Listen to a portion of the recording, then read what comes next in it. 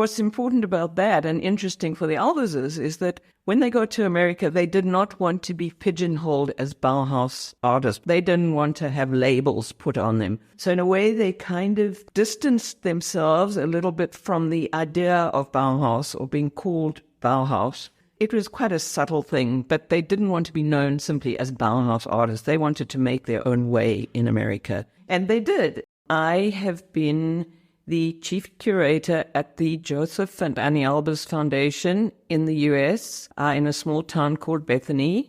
This was Brenda Danilowitz, and I'm Anja Guttenberger, host of this podcast, Bauhaus Faces.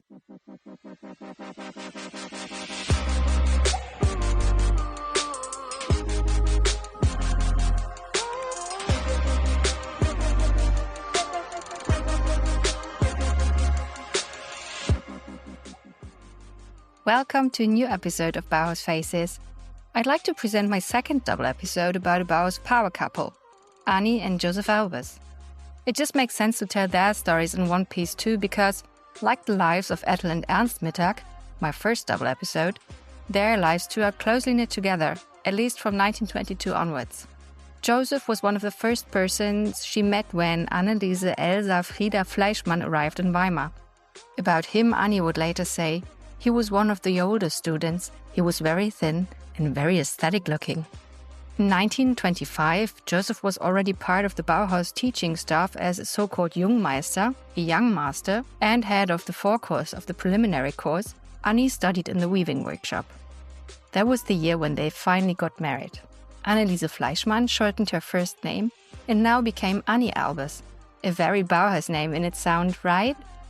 When Gunther Stölzl, head and only proclaimed female master at the Bauhaus, left in 1931, and by the way, you can listen to a full episode about Gunther Stölzl here on the Bauhaus Faces podcast too, Anni Albers took over, the beginning of her teaching career. While Anni Albers was a Christian Protestant, by the Nazis she was still considered a Jew because her ancestors were Jewish. This put both Anni and Josef Albers in great danger when in January of 1933 Adolf Hitler and the Nazi Party came to power. When the Bauhaus was closed for good in 1933, by that time Josef had become vice director to the third Bauhaus director, Mies van der Rohe. The opportunity to become teachers in the newly founded Black Mountain College in the US offered them a way out. There they helped create the face of the new school and deeply shaped it with their teaching approaches that they had brought from the Bauhaus. They stayed until 1949. In the 1930s and 50s, the Albers went on several trips to Mexico, where both were very much inspired by pre-Columbian ornaments and architecture. They both processed this in their art, Josef in painting, Anni in weaving and in jewelry. In 1950, the Alberses moved to Connecticut, where Josef started teaching at Yale University and became head of the newly formed Department of Design. Anni became a freelance weaver. She soon gave up weaving herself and followed new paths into designing textile patterns for Florence Knowles Company, and in the 1970s, for Sonar Textiles, she designed a series of abstract geometrical textiles. In this podcast episode, Brenda Danilowitz, chief curator at the Josef and Anni Albers Foundation, will help me tell the story of this Bauhaus couple. So, let's dive into a new episode of Bauhaus Faces and shine a light on Anni and Josef Albers. So, Anni and Josef actually met at the Bauhaus in 1922. She arrived there. She was quite a bit younger than him. She came from a very well-known bourgeois, upper bourgeois Berlin family, the Ullstein family. Her mother was an Ullstein. They, of course, are very well known and still well known today for the Ullstein Verlag. As she grew up, they were publishers of numerous newspapers, magazines, something like we would say in the United States, like the New York Times today, or maybe even bigger than that. So she grew up in that environment. She lived in Charlottenburg. But she always pushed against the sort of bourgeois nature of her family and wanted to do something different, and she wanted to be an artist. Her parents encouraged her, and she took some private art classes. She went to school in Charlottenburg, to a private girls' school there. And then she looked around for an art school, and this was around about 1920, 1921. And it was very difficult for women to get accepted into art schools at the time. So one of the schools that did accept women was the Kunstgewerbeschule in Hamburg. And so they packed her off to the Kunstgewerbeschule in Hamburg, but things did not go very well there. She enrolled there in 1921 and was there for 2 semesters, I think 1 school year.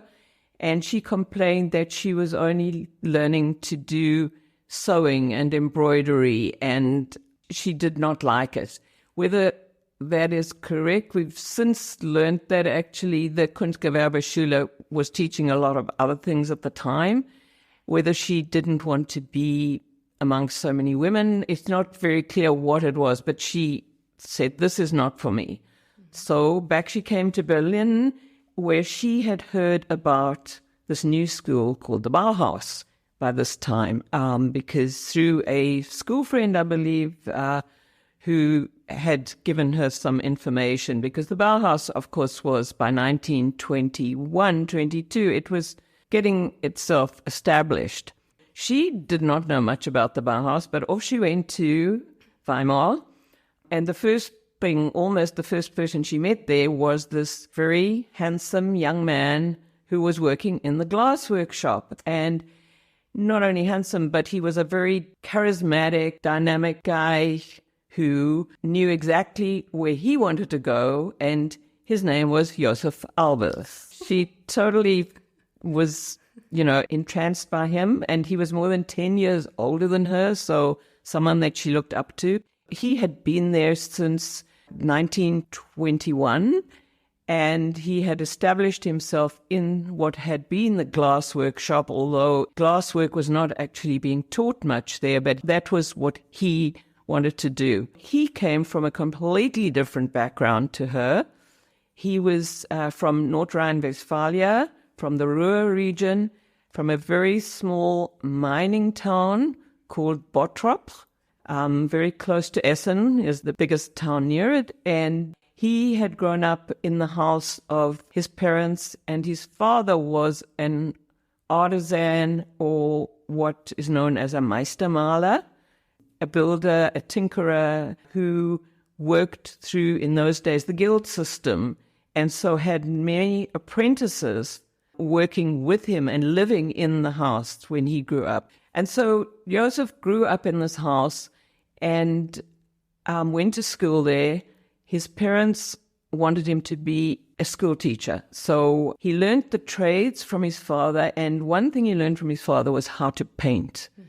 But how to paint in a craftsmanly way, if you can think of, painting the doors in a house. And he told the story about how his father had taught him that when you paint the inside panels of the door, you start in the center and you paint very carefully outwards so that your sleeves don't get paint on them. That's very clever. And so when you think about it, Josef Albers, I can jump to the end of his life, and he did eventually become a painter and is now today famous for painting squares. Right. And when I say squares, they are paintings that consist of different color squares layered inside each other. And because he had had this amazing training at careful work, he would paint these squares without putting down any tape or without creating a line. He would draw the lines himself with his paintbrush, fill in the squares, move from the center to the outside exactly as his father had told him when he was a young boy. Yes, and today there is a museum dedicated to him in the town of Bottrop. It is a town museum. In 1983, the town came to Anni Albers because Josef died in 1976. So after his death, the people from the town of Bottrop came to the United States, and I'll fill in that part of the story for you in a little bit, and suggested to Anni Albers that they would like to make a museum in his honor, which they did. And the Albers Foundation gave to the city of Bottrop a large group of Albers' work as the foundations of that museum. And it's since grown and developed further. And in October 2022, they had added a brand new section of the building that's the most fantastic architecture, beautifully designed specifically for Albers' work. And it's situated in a park on the outskirts of Bottrop. And anybody who comes from that region or lives nearby should definitely pay a visit because it's quite a landmark. It's a new landmark, but it's absolutely fantastic. So his heritage and his legacy is still growing throughout the world and certainly back in his hometown, which he would have been really happy about because he did have a kind of a sentimental attachment to it, which grew throughout his life.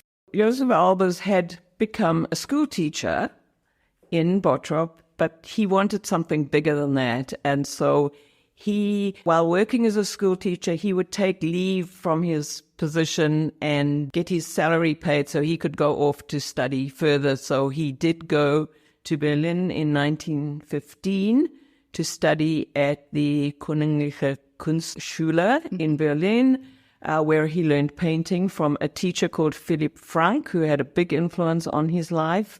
And then he heard about the Bauhaus, and something about it attracted him because it was a combination of being an artist, which he wanted to be, and also of this idea of building, which he had inherited from his father. So in 1921, he set out for the Bauhaus and entered the glass workshop because he had done some work in stained glass also as an artisan and was keen to develop that part of his work. And Gropius, quite soon after Albers arrived, could see that Albers had the qualities that it took to be a teacher. Albers was really a born teacher, and this became, towards the end of his life or in his middle years, he really wanted to be an artist. So there was always this feeling of, should he be more of a teacher and less of an artist, or more of an artist and less of a teacher? And he eventually was able to balance these two sides of his work in an amazing way. He was a very skillful teacher because he was so devoted to explaining to people and allowing his students to understand what it was that inspired him as an artist, and he was a great communicator. So Anni Albers did have to get through the forecourse before she could be assigned to a workshop, and it was not very easy for her. She had trouble. The first time she took the forecourse qualifying test, she did not pass it. Oh, right. You could do that more than one time. I didn't know. Apparently she could. But by this time, Josef was teaching the forecourse. So he took her under his wings and he explained to her what was needed because, of course, she had been a student as a school girl, and then after she finished school, studying painting, but painting was not what you needed to know to be a member of the Bauhaus community. And many of the artists and the women artists also who came to the Bauhaus had had some other kind of art training in schools, not exactly the same way, but they had a better feel for what it was to be in an art school or a school of design. And she did not have this experience apart from her apparently unsuccessful time in Hamburg. So Josef said, don't worry, I'll get you into this thing. So the second time she took the test, she was successful, and then she joined in 1922 or 23. We're not sure exactly of what the date was. She joined the weaving workshop, which, as you may have read or may know, has been sort of characterized as where all the women were pushed into to work because of it being women's work. And that is a controversial subject. And there certainly were women who did not enter the weaving workshop, like Marianne Brandt, Vera Meyer-Waldeck, women who did carpentry and metalwork. But the majority of the women students were part of the weaving workshop. Of course, for Anni, she was trying to escape from this bourgeois, grand bourgeois world that she lived in. So for her, the Bauhaus, with the austerity, the lack of money and so on, was actually an advantage, because she wanted to be, I wouldn't say she wanted to be poor, but she did not like the privileged life that she had been leading. That was not the life she wanted. So she comes to the Bauhaus and she meets this poor artisan from the other side of the country, and the distinction between Bottrop and Berlin in those days was, it was another world. But to get back to the weaving workshop, she also did not want to be part of the painting workshop because they were doing wall painting, and she was not very athletic, and she didn't want to climb up a ladder. She did not want to do that. And so, as she said in her own words, well, she wasn't that happy about it because she thought that weaving was for women and was sissy. It wasn't, I don't know what the German word would be, but it wouldn't be, a really kind of constructive kind of work. But as she said, I took these threads and I learned to understand them and to talk to them. And anybody who actually knows or has tried to do weaving would understand that weaving is not at all something easy to do. It requires a lot of physical strength, in fact, but the way it was taught at the Bauhaus, it also requires a lot of ingenuity and design. So when the Bauhaus opened in Weimar, one of the reasons that weaving became an immediate place for women to go was that the Weimar Bauhaus was based on an older school from before the First World War. So Walter Gropius, when he came to Weimar, he took over this existing school, which had kind of ceased to exist because of the war, and his vision was to change this into a modern school. Well, he had to build up everything from scratch with not a lot of resources, of money, but the one thing that existed in the old school was a weaving workshop. They had some looms, they had some equipment. And so this was the most well-equipped part of the original 1919 Bauhaus when it began. So obviously they were going to use this, and they gradually shifted from weaving in an older method, which was more or less copying existing patterns and simply operating these machines, to eventually in Dessau seeing weaving as a constructive, creative process, not copying other people's weavings, but developing their own new ways, new patterns, new images, in line with the movement towards abstraction and design, which was becoming very prominent in the 20s, was like the golden age of abstract art, as we kind of think of it now. After she'd been there 1 or 2 years, they got married in 1925. In typical Bauhaus fashion, she wanted to modernize her name. So, in fact, she was not only Anni Fleischmann, she was Annalisa Fleischmann. And then she could have this very perfect Bauhaus name, Anni Albers. We do have one of her earliest works. We don't definitively know whether we could date it to 1923, 22, maybe more 23, 24, but it is a very dark, abstract construction in black and white, very geometric. By 1929, of course, Anni was a very experienced weaver. She had made some amazingly beautiful geometric wall hangings. And the other part of that, which I just want to express, is that weaving is not only a technical, constructive thing, but also it has to do with counting and numbers. Because weaving, basic to weaving, is knowing how many threads you're using and how the threads interlace. And as Anni Albers later wrote, it's a very simple thing. It's horizontal threads, vertical threads, which are called the warp, being run across with horizontal threads, which are called the weft. And the pattern that emerges is completely determined by what materials you use. And in this very basic if you think way of creating a grid, but the imaginative use of materials and of color, you can do so much with them. The other thing that she had learned by then, and certainly after Hannes Meyer came in 27, I think, was that Hannes Meyer emphasized that weaving should be about construction. He talked about Strukturstoffe. So he emphasized that this is not about making pictures. This is not about decoration. This is not about making even tablecloths or table mats or household domestic things. Weaving is connected to construction. And Anni Albers took up this message very strongly. So many years later, she would write about weaving as an ally of architecture, the relationship between building a weaving and building a building.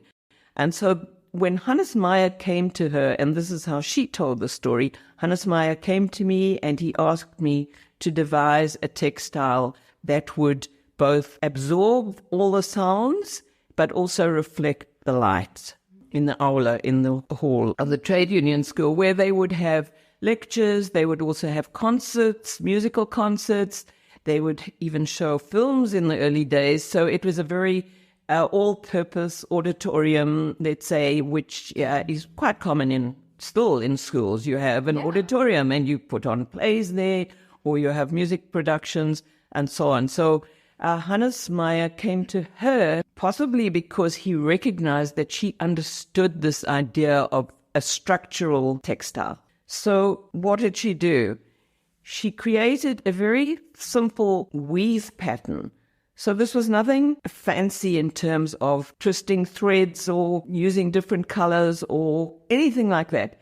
She just looked for materials that she thought would be able to do this architectural job of making the sounds less muffled and clearer, and at the same time not being dark so that everything is enveloped in darkness. Because in those days, as she said, usually theaters had, in order to have some kind of acoustic muffling of sounds, would be made out of velvet.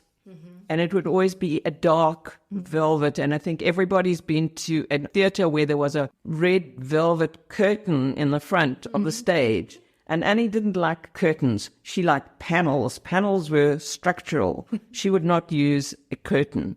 And this continued into her later life and her later experience with architectural related projects. Anyway, so she looked for materials that would absorb the sound but would also reflect the light.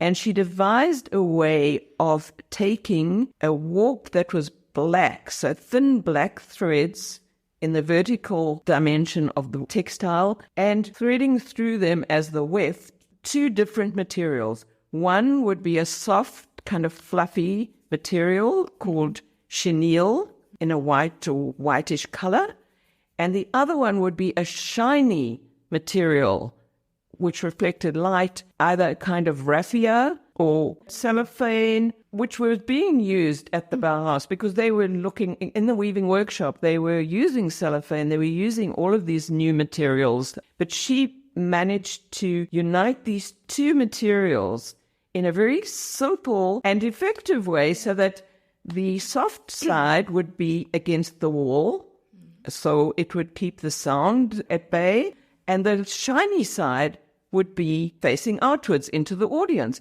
And because of the way that she chose those materials, which is not only the qualities of the materials, but the thickness or the thinness of the materials, the warp was very thin, but it was very strong, the vertical black, and then having these lighter colors intersect with the black, if you looked at it from afar and you didn't come up close and see what it was really made of, it looks silver. And so it shone in a silver way, and it must have had the most dramatic effect on the interior of the auditorium, but it also did the job.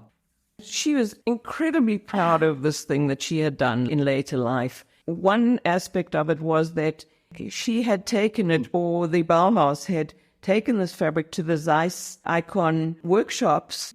So they produced cameras and they were able to photograph it, but also to measure the amount of light that got reflected off of the surface. And this was, again, very much in Hannes Meyer's methodology of scientifically examining what you were making and proof of it. And she was incredibly proud of this object, of this material that she'd made. What we don't know is, she didn't just walk into the workshop one morning and say, oh, here's this material, I'm going to make it. Obviously, this took a lot of intuitive thinking, a lot of experience that she had now by this time, and was very deliberate. And Hannes Meyer somehow knew that she was the person who would be able to do this. But what we know about Annie was that this work was something that she referred to again and again in her teaching. We have very few examples of what else she did. So we can't tell. There's only one that survives, which is a much finer, but also really beautiful and intricate kind of design in that way, was a piece of fabric that she had given to Lionel Feininger at the time, and which stayed in the Feininger family until several years ago when I went to visit Lux Feininger, Lionel Feininger's son, in Cambridge, Massachusetts, where they lived. And he said, just a minute. And I think at that stage he was over 80, and he lived in this house with lots of stairs, and he went running up the stairs, and he came running down, and he brought a little box, and it said Anni Albers on it, and he opened it up, and there was this fabric, quite a fine fabric, with the little round Bauhaus Dessau logo on it. After all those years, he then gave it to the Albers Foundation, so we now have it in our collection. So that is the only other survival of that period that we know. Those of you who are regular listeners of Bauhaus Faces, you already know that I've produced an episode. In fact, it was the very first one about T. Lux Feininger, featuring him and his very, very charming son, Conrad. For those who don't know, now you do. And maybe this will be your next episode of Bauhaus Faces that you're listening to. Now let's go back to the Alberses before you decide to switch to T-Lux, okay? While Brenda extensively talked about Anni Albers' work at the Bauhaus, about her textiles and which ones have survived and or are known today, what did Josef do during his studies at the Bauhaus? So, when he enrolled at the Bauhaus in 1920, he studied with the big names that were meant to pull as many students as possible into the newly founded school. The avant-garde artists Paul Klee, Wassily Kandinsky, Lionel Feininger, Johannes Itten, and Oskar Schlemmer. Josef became part of the glass workshop at the Bauhaus. He produced assemblages and became a master craftsman for glass. If you're curious of what a glass composition of Josef Albers might look like, I recommend to go to the Grassi Museum in Leipzig, Germany. In 1927, Josef was now a Bauhaus master and had moved to Dessau with the Bauhaus.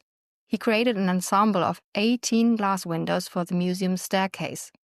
Though they were destroyed during World War II in 1943, they were reconstructed in 2011.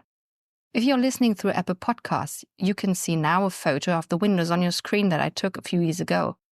The design of the windows is a design that is consistently based on the geometric shape of the square and is yet rich in variety. Josef will pick up this topic later on in his painting series, Homage to the Square. The visual appeal, in effect, is truly amazing and offers a veritable introduction to the museum's collection, whose one focus is on the arts and crafts of the 1920s and 1930s. I have to jump back in time now a little bit, but just a few years to 1923, when Josef Albers was still a student at the Bauhaus. Soon, Walter Gropius understood that he needed to convince this extraordinary person to stay. When Johannes Itten left the Bauhaus, he offered him the position of the folk course teacher, a shared position with the Hungarian artist Laszlo Moholy-Nagy. As a trained teacher, Josef Albers was now able to fully develop his skills. Let's listen to what Brenda tells us about Albers' teaching concept at the Bauhaus and how he then took this knowledge and helped build a completely new school in the US, the Black Mountain College.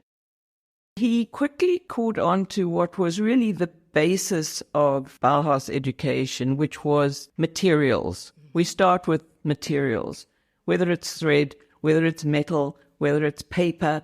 And of course, as I said, they didn't have a lot of resources. So he actually started off with paper, something that was less expensive, quite easily available. You could take an old newspaper if you wanted to make something with paper.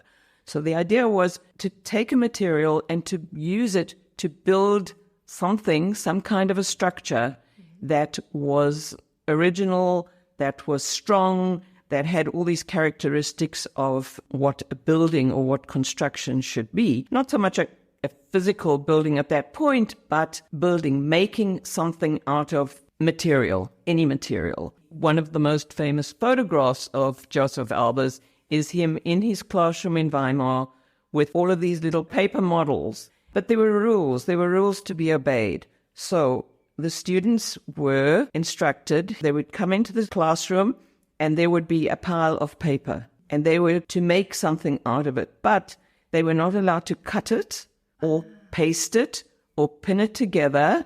They had to twist it or manipulate the paper in some way to create a structure.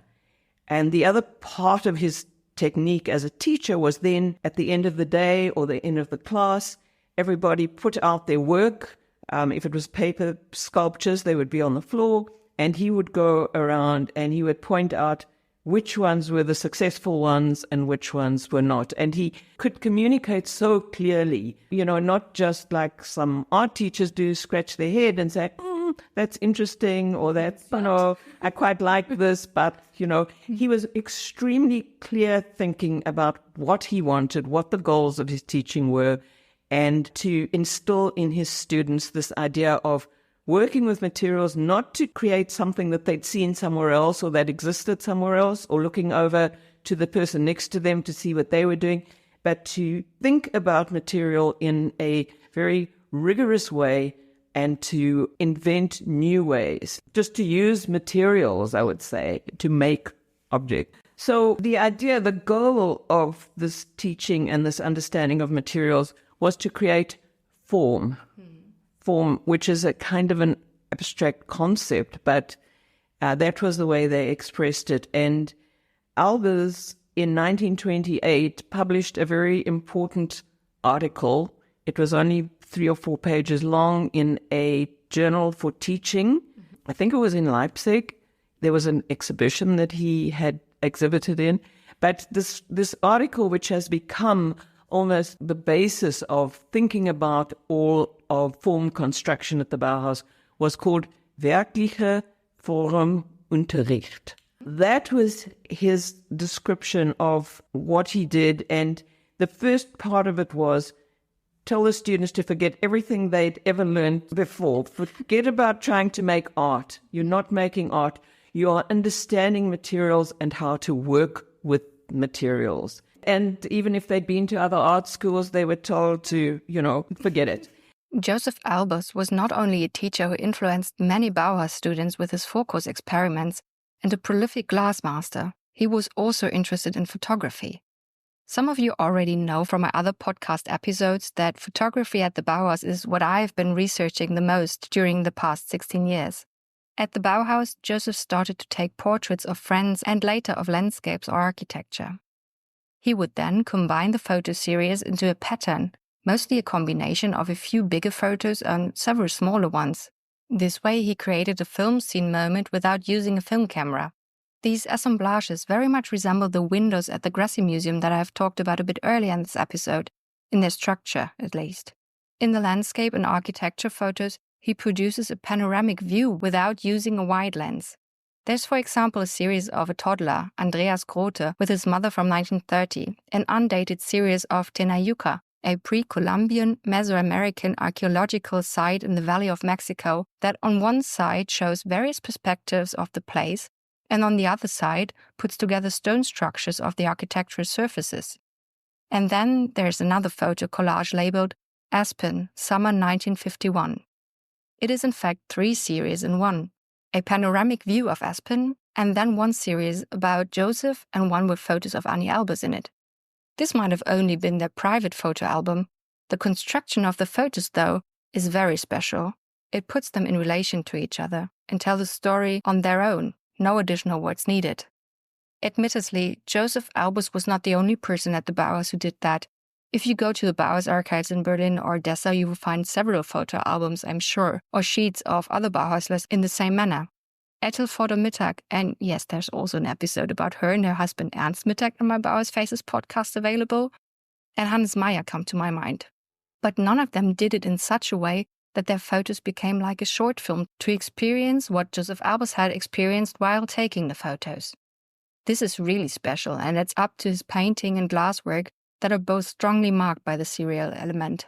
He also took photos of several pre-Columbian artifacts on their travels and did a series of color photo portraits at Black Mountain College when everybody dressed up for a costume party. Really funny photos. I will link you an article about those mask portraits by Josef Albers in comparison to Gertrud Ahn's mask portraits that she had done at the Bauhaus that I wrote for Bauhaus Imaginista a few years ago. Anyway, as you all know, the end of the Bauhaus came in April 1933. Josef Albers had been one of the few people who had lived the Bauhaus from the very beginning until the end, guided by 3 different directors over a time span of 13 years. Josef stayed as the vice Bauhaus director until the very end. With the Nazis now labeling his wife Anni as Jewish, as her ancestors were Jewish but had converted to Protestantism even before Anni Albers was born, so now it's not understandable anymore, the situation became more and more dangerous for them. Anni actually left a little earlier and was working from home. She had a loom in her apartment. They had moved into an apartment in Berlin. Josef stayed on until the end, which was the beginning of 1933. Anni had, I think, left in 1931 when Gunther Stölzel had her child. Anni briefly took over running the weaving workshop, and then probably in 1932, she set up her loom at home. They were trying to work out what they were going to do next. Would they be able to survive as artists or artisans or designers in this new world, which the Bauhaus, where they had spent their entire married life up until that point, how were they going to keep going? Could Josef still teach? What would he make? Where would he get commissions? Because the world was changing rather rapidly at the time. By 1933, we know Adolf Hitler had been elected to be the vice-chancellor, so there were a lot of rumblings of what was going to happen. So in the meantime, they met in Berlin Philip Johnson, the American architect who had been one of the people who had started the Museum of Modern Art, MoMA, today's MoMA in New York. Philip Johnson was one of the people who had advised the Rockefellers to create this museum, and he had visited Germany several times. He'd been to the Bauhaus to visit. He knew Mies. He was a great admirer of Mies's work, and I think had it in the back of his head to bring Mies to America at some point. And he had been to visit the Bauhaus and knew about Albers' teaching, and had gone back to America and had asked Albers to send him some photographs of his students' work in the Forquers. So he was quite familiar with this. And one day, probably in 1932, Anni tells the story that she bumped into Philip Johnson on the street. Well, we don't know where she actually met him, but she had met him before. He said, well, what are you doing? And she said, I'm working out of my house. I'm doing weavings. And he said, okay, well, I would love to see your work. Mm-hmm. So she invited him to tea, and he came up to the house, and she took out some of her textiles to show him. And he said, oh, I've seen these, but I thought I was visiting with Lily Reich and Mies, and I thought these were made by Lily Reich. Now, we don't know exactly how true or apocryphal the story is, but this is the way that Anni Albers told it. And he said, well, this is, amazing. He looked at her fabrics. He really appreciated them. And he said, well, this could be your ticket to America. And that sunk into her head. He didn't make them an offer, but he was clearly really moved and appreciative of what she'd done. And then he went back to America. As Anni Albers tells it, one day, not long after she had met Philip Johnson on the street, and he'd been aware of her weavings and obviously was thinking about something, they got a telegram from America inviting them to come to a newly formed, very progressive college, to higher education, post-school college, that had been formed by a small group of American academics who wanted to have freedom from the complicated administrations of universities and wanted to start their own college, led by a man called John Andrew Rice, to create a college where the teachers and the students would be equal and where there would be no administration over the teachers. The faculty would be the administrators. They would make the rules. They wouldn't be answerable to anyone.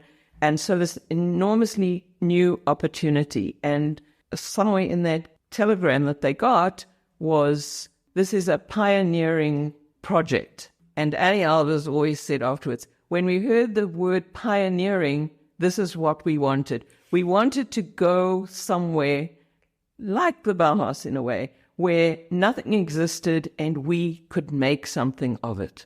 So they got terribly excited. And so they were offered positions because Rice, who started the school, was also a follower of John Dewey, the famous educationist and philosopher. And Dewey's method of teaching, which goes back again historically to Rousseau and other sort of educational theories, was that the idea was to, as it became a phrase, learning by doing. You learn through experience, you learn through making things. And of course, this was right up their alley. It was perfect for the Alberses because they believed in experience, experimentation, learning, whether it was weaving or painting or whatever it was. You learned something by doing it, not out of a book. And John Andrew Rice wanted making art in some way. He wasn't quite sure what it was he wanted, but he wanted this to be the core of this new school that he started. And through meeting Philip Johnson, he went to the Museum of Modern Art. Philip Johnson then told him, well, he said, this is what I want to do. And Philip Johnson says, I've got the right person for you. And he pulls out the photographs that Albers had sent him of the student work.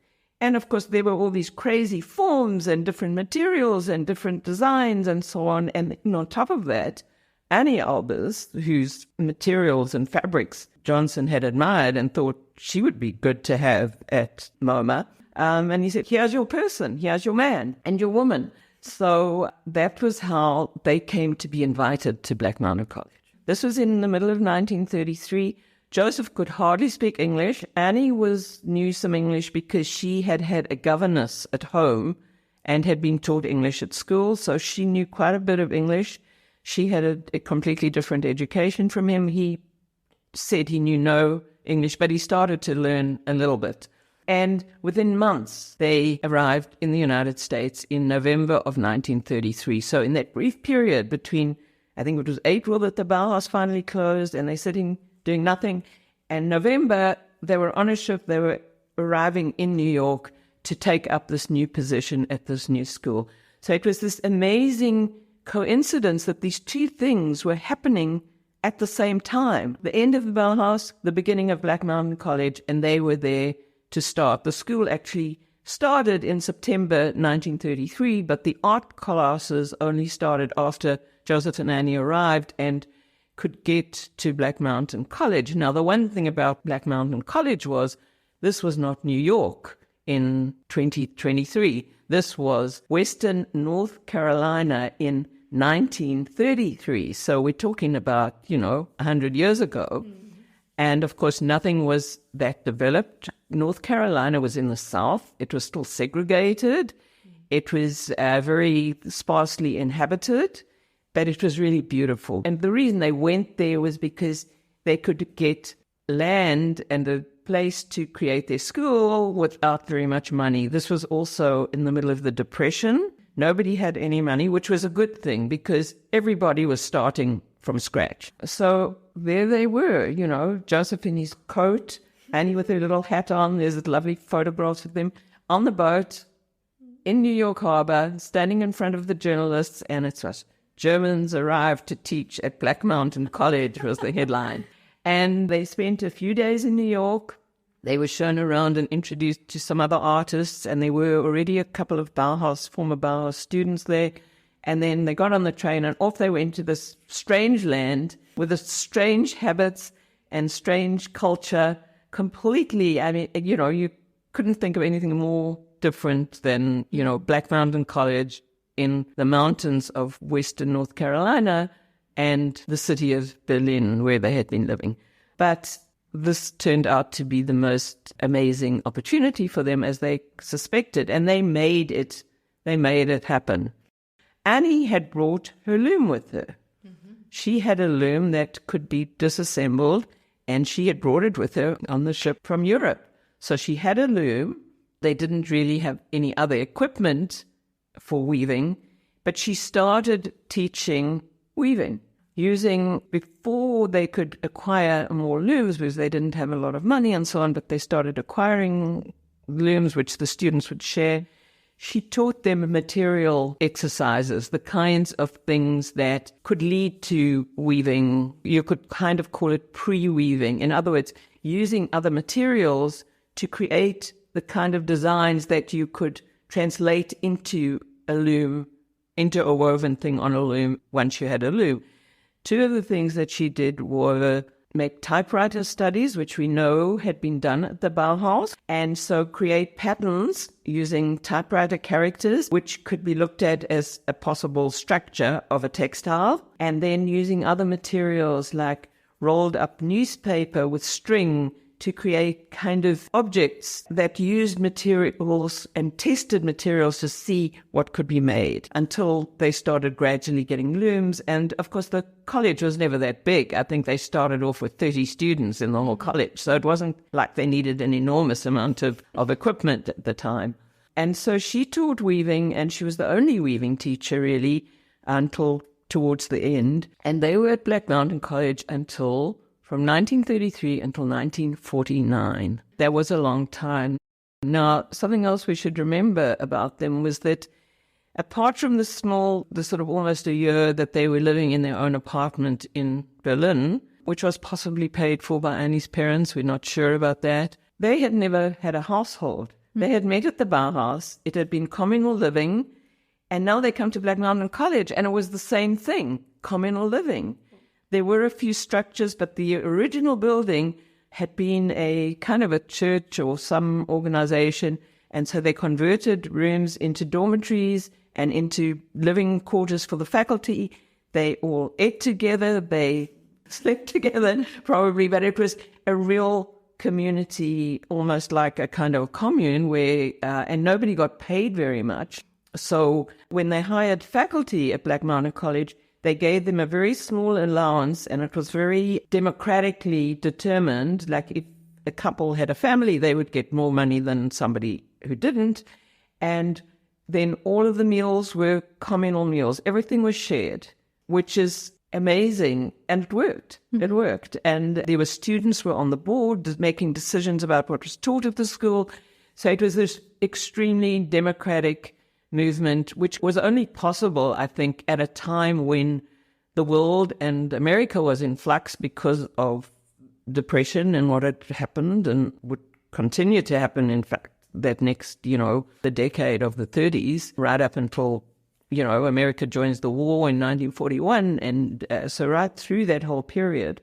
And it was wonderful for them because they had this tremendous freedom. They had no board telling them what to do. And, the students loved Josef. So even the students who didn't want to be artists at least took his courses. And that was another thing about Black Mountain. They didn't have to really graduate. There weren't exams. If they wanted to get some kind of a diploma, they would have to take a more stringent course, and then they would get outside examiners to come in. And as the school progressed, of course, what happened? Gropius arrives at Harvard, Breuer arrives, Moholy-Nagy arrives, and there's this whole influx of ex-Bauhaus people, and straight away they're all in touch with each other, And Joseph's going to Harvard to teach for Gropius because he always wanted Joseph to teach his students, and Gropius sends his students to Black Mountain College. So Harvard will accredit then, will give entry to someone who has graduated from Black Mountain College, which has no official sort of recognition, but because they were very rigorous about who they hired as faculty, and they were very careful to always include people who were from other schools and universities who would say, okay, I will give you your student, I will be the examiner for your student, and they would get certificates, and then they could go on to higher learning. And a lot of them became architects. A lot of the women had major sort of weaving careers, and the Black Mountain College story is another story which some people here may know because there was a big exhibition at the Hamburger Bahnhof a few years ago, which was amazing. It's a different story, but it's, in a way, a continuation for them. And then, of course, as I say, the whole influx of refugees started coming from Europe, and what happened was that a lot of them gravitated to Black Mountain initially because some of them were friends of the Alberses and knew that they were there, because Gropius told some of them about this. And so it became this really cosmopolitan place in the middle of the South, the American South. And they would have summer institutes, so there were a lot of really well-known musicians would come there. They would have concerts. In a way, it was this union of the European ideas brought to Black Mountain, and was only possible at a time like that, I think. And just to take that a bit further, after Gropius arrived, of course, he got invited to create an exhibition at the Museum of Modern Art in New York, 1938, which was called, incidentally, Bauhaus 1919 to 1928. And I think that a lot of people felt that that was the end of the Bauhaus in 1928. So the last 5 years are actually some of the most interesting years because they were not really documented in the same way originally. Again, but what's important about that and interesting for the Alberses is that Joseph, especially, who was there from 1920 till it closed, had gone through all of these stages of the Bauhaus. So really, in a way, he was one of the few people, not the only one, but one of the few people who had actually navigated all of this together with all of the politics of it and all of the complexities of it, and in a way kind of adapted to it, or not towards the end, maybe not so much, but really understood the Bauhaus idea, as did Annie. But I would want to stress, in spite of that, when they got to America, they did not want to be pigeonholed as Bauhaus artists. They didn't want to have labels put on them. So in a way, they kind of distanced themselves a little bit from the idea of Bauhaus or being called Bauhaus. It was quite a subtle thing, but they didn't want to be known simply as Bauhaus artists. They wanted to make their own way in America. And they did. And then they traveled to Latin America, which is another complete chapter in their lives. Early on, Annie had been taken to the Berlin Ethnological Museum by her father. Mm-hmm. On Sundays, they always went to museums. And one of the things that caught her eye and her imagination in the Ethnological Museum were the textiles from Latin America, and specifically mostly from Peru.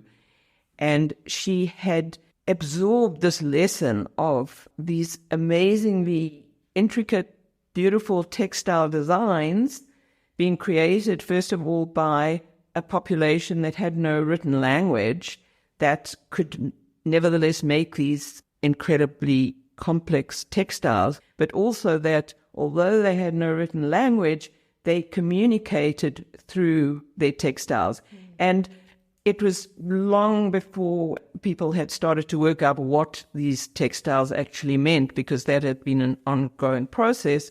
But certainly a lot of these materials had been collected hugely in the 19th century. And if you go today to the new Humboldt Forum in Berlin, you can see the whole history of this almost mania for collecting and how that turned out. That is how she was brought up. Also, looking at these collections, which, if you see photographs of the Ethnological Museum, things were just piled one on top of the other. You couldn't really see what they were, but she had set her eyes on these textiles. And so one of her great sort of wishes that she never knew would be fulfilled was to travel to these countries and to find out who were these people who were doing this work. And that was always at the back of her head. The travels to Mexico had a real impact on Anni Albers. There are traces in her weavings that can be tracked back to the architecture of the Maya. In fact, Josef Albers' most famous series, Homage to the Square, that he produced from 1950 onwards until his death in 1976, derives from what he saw in pre-Columbian ornaments and architecture. In 1956, Jean Charlot, a Mexican mural painter and friend to Josef Albers, argued that within the Homage series there was a hidden mystery. Quote, Albers favors these deceptive figures that the mind apprehends in one way, only to discover at a second reading new terms incompatible with the first ones and equally valid. Pyramidal shapes will be at the first convex, as monuments surveyed from a plane in flight, only to reverse themselves, become concave shells, their sides receding to the caved-in tip, as if it were a mummy's outlook from the burial chamber to the pyramid's outward slopes. End quote. I will link the article by Charlot for you in the show notes. And there's also an interesting article about the influence of pre-Columbian art on Josef Albers' art by Joaquin Barrientos called Josef Albers and the Pre-Columbian Artisan on bauhausimaginista.org, which I will, of course, link in the show notes too. But what about Anni Albers? In what way did pre-Columbian arts and crafts and architecture influence her work?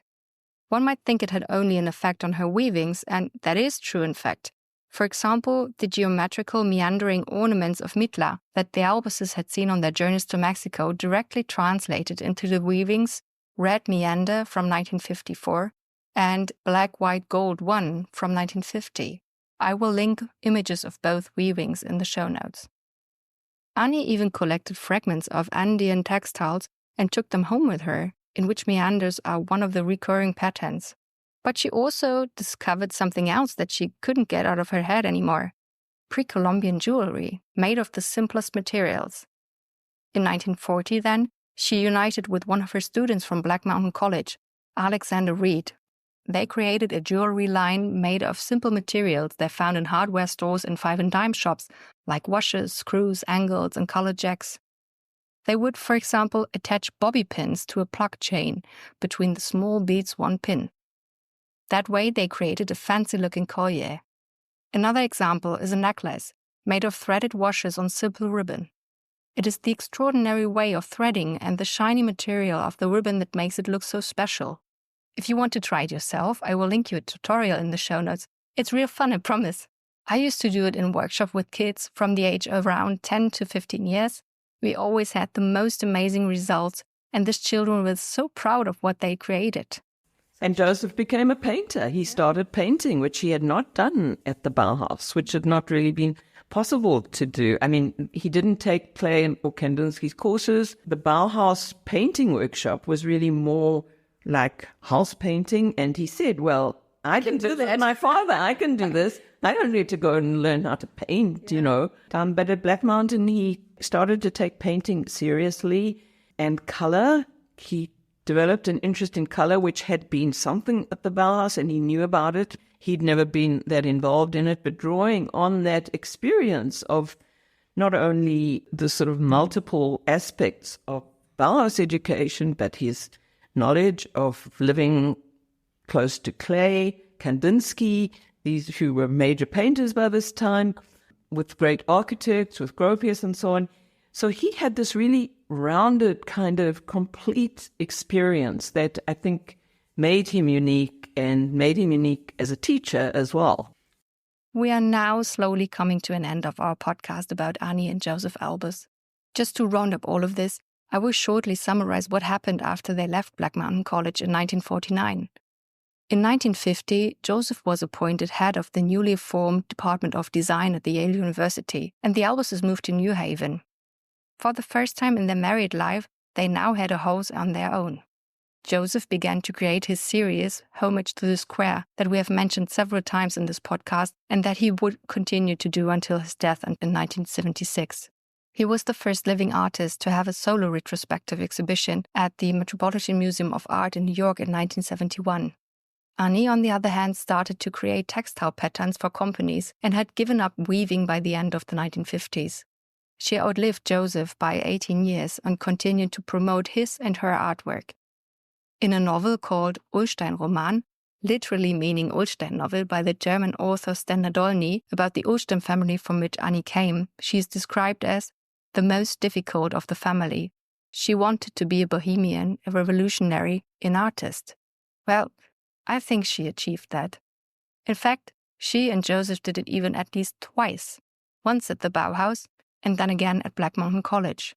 At both places, the two artists left a mark and influenced several of their students and friends and helped create a modern understanding of art by playfully experimenting with materials and trying to stay open-minded by forgetting what we know and have been taught. And now, there's nothing left to say. But please tell everyone about my podcast, share, like, subscribe to Spotify, Apple Podcasts, and Instagram, and tune in to the next episode of Bauhaus Faces. P.S. I have been recording several new episodes for you about Fritz Kur, the Japanese Bauhauslers Michiko and Iwao Yamawaki, and about the third Bauhaus director, Ludwig Mies van der Rohe. So there are several new pieces that you can look forward to. But maybe you have a different Bauhausler in your mind that you want me to present on Bauhaus Faces. Or you are related to a former Bauhaus student or master, or are an art historian who researches a Bauhausler. Well, in that case, write a direct message on Instagram to Bauhaus Faces, or send me an email to bauhausfaces@gmail.com or via my contact form on the podcast website bauhausfaces.com. By the way, here you can also read a little bit about who I am and what I am doing and find all the Bauhaus Faces episodes. Thanks for listening.